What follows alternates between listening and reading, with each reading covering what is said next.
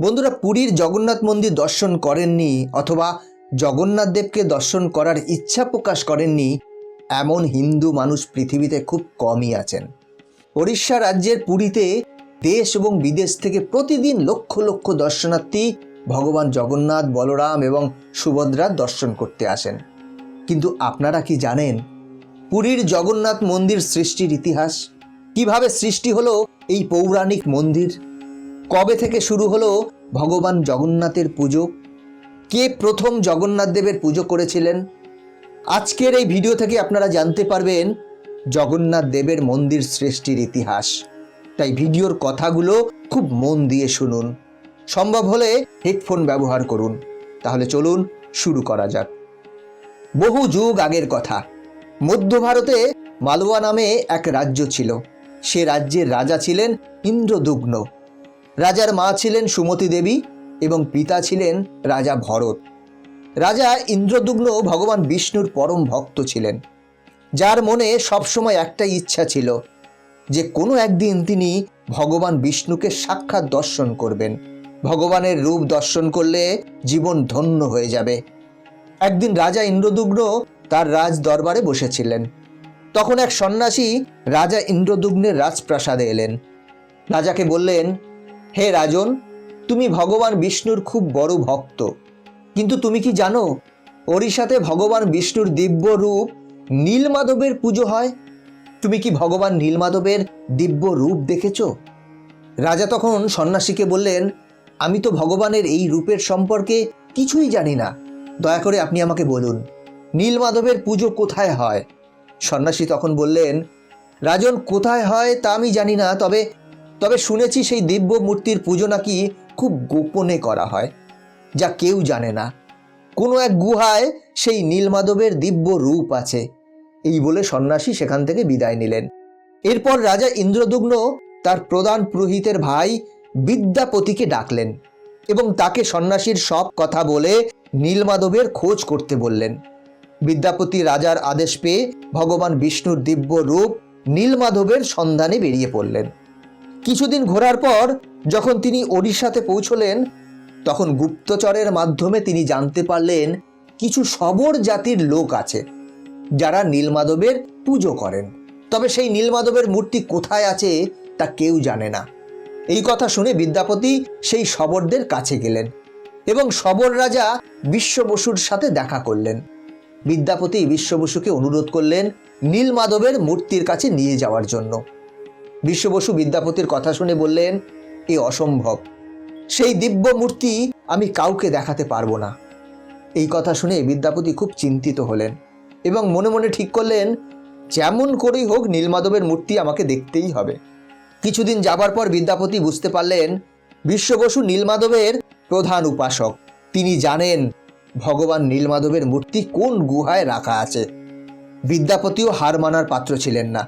তিনি সেই শবরদের রাজ্যেই বসবাস করতে শুরু করলেন। আস্তে আস্তে শবর রাজার কন্যা ললিতার সাথে প্রেম হলো বিদ্যাপতির। তারা বিবাহ করলেন।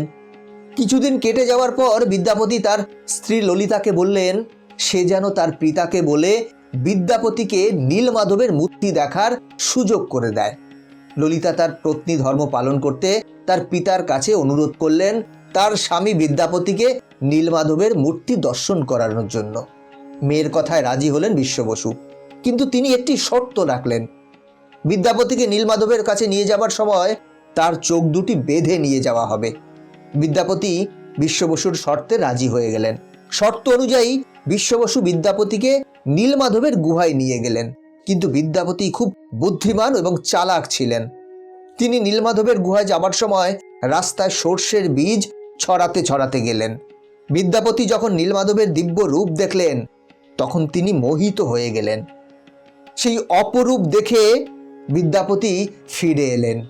পরের দিন খুব ভোরবেলা বিদ্যাপতি বাড়ি থেকে বেরিয়ে গেলেন নীলমাধবের গুহার উদ্দেশ্যে। সর্ষের বীজ লক্ষ্য করতে করতে পৌঁছে গেলেন নীলমাধবের গুহায়। ভগবান অন্তর্যামী। বিদ্যাপতি মন্দিরে প্রবেশ করার সাথে সাথে অন্তর্ধান হলেন নীলমাধব। নীলমাধবের মূর্তি আর কোথাও খুঁজে পেলেন না বিদ্যাপতি। দুঃখী মনে রাজার কাছে ফিরে এলেন বিদ্যাপতি এবং রাজাকে সমস্ত ঘটনা খুলে বললেন। রাজা সব কথা শুনে সৈন্য সামন্ত নিয়ে নীলমাধবের খোঁজে এলেন শবর রাজ্যে। কিন্তু তিনি এসে দেখলেন ভগবান নীলমাধব সত্যিই অন্তর্ধান হয়েছেন। রাজা ইন্দ্রদুম্ন খুব দুঃখ পেলেন এবং ভাবলেন, প্রভুর দর্শন যখন পেলাম না, এ জীবন রেখে আর কি লাভ, প্রাণ ত্যাগ করাই শ্রেয়। রাজা ইন্দ্রদুম্ন কুশশয্যায় শয়ন করলেন। সেই সময় দেবর্ষি নারদ রাজার স্বপ্নে এসে বললেন, হে রাজন, আপনার প্রাণ ত্যাগ করার প্রয়োজন নেই। এই স্থানে আপনার মাধ্যমে ভগবান জগন্নাথ দেব দারু ব্রহ্ম রূপে পুজো নেবেন। রাজা এই কথা শুনে শান্তি পেলেন। একদিন রাতে ভগবান বিষ্ণু রাজার স্বপ্নে এলেন এবং রাজাকে বললেন, তুমি আমার পরম ভক্ত, তাই ভক্তদের থেকে আমি দূরে থাকি না। আমি সমুদ্রে ভাসতে ভাসতে তোমার কাছে আসছি। পুরীর বুঙ্কিবুহান নামক স্থানে তুমি আমাকে দারু ব্রহ্ম রূপে পাবে, তাই তুমি একটি দিব্য মন্দিরের প্রতিষ্ঠা করো। এরপর রাজা সেই স্থানে গিয়ে দারু ব্রহ্মের সন্ধান পেলেন। যখন সেই দারু ব্রহ্ম তুলতে গেলেন, তখন এক চুলও নড়াতে পারলেন না। রাজা আদেশ দিলেন হাতি নিয়ে টানতে। সহস্র হাতি টেনেও সেই দারু ব্রহ্মকে এক চুলও নাড়াতে পারলেন না। রাজা হতাশ হলেন। ভগবান সেই রাতে আবারও স্বপ্ন দিলেন। রাজাকে বললেন, শবর রাজা বিশ্ববসু আমার পরম ভক্ত, তুমি তাকে সসম্মানে এখানে নিয়ে এসো, আর এই দারু ব্রহ্ম নিয়ে যাওয়ার জন্য একটি স্বর্ণ রথের ব্যবস্থা করো।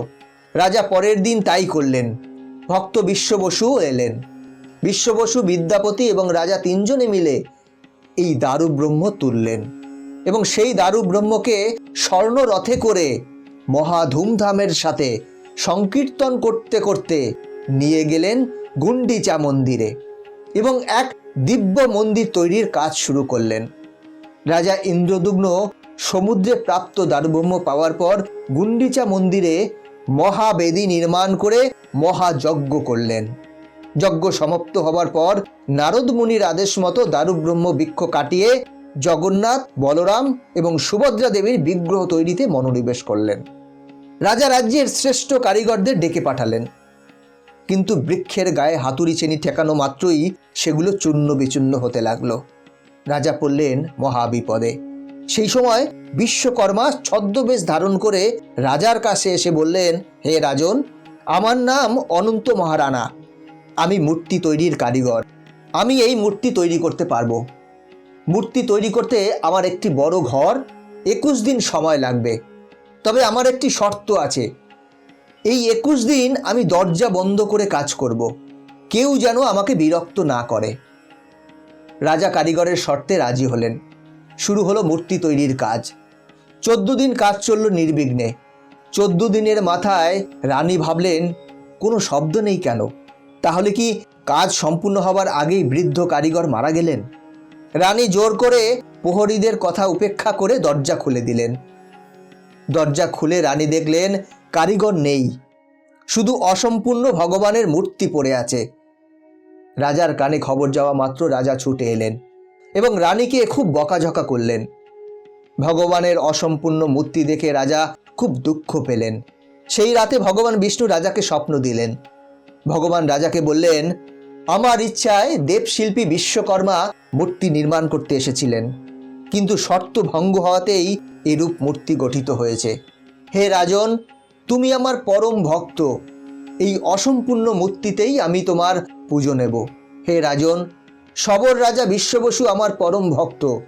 বিশ্ববসু আমাকে নীলমাধব রূপে পুজো করত, তাই যুগ যুগ ধরে তারই বংশধরেরা আমার এই রূপের সেবা করবে এবং বিদ্যাপতির প্রথম স্ত্রীর সন্তানেরা আমার পুজো করবে, আর দ্বিতীয় স্ত্রী ললিতার সন্তানেরা আমার ভোগ রান্না করবে। লীলা মাধুর্য প্রকাশের জন্য আমি এখানে এই রূপে পূজা নেব। বন্ধুরা, এটাই হলো পুরীর জগন্নাথ দেবের সৃষ্টি এবং জগন্নাথ দেবের ইতিহাস। বন্ধুরা, ভিডিওটা কেমন লাগলো কমেন্ট করে জানাবেন। এই চ্যানেলে নতুন হলে চ্যানেলটি সাবস্ক্রাইব করে বেল আইকনটি প্রেস করে রাখবেন পরবর্তী ভিডিও দেখার জন্য। ভালো থাকবেন, সাথে থাকবেন।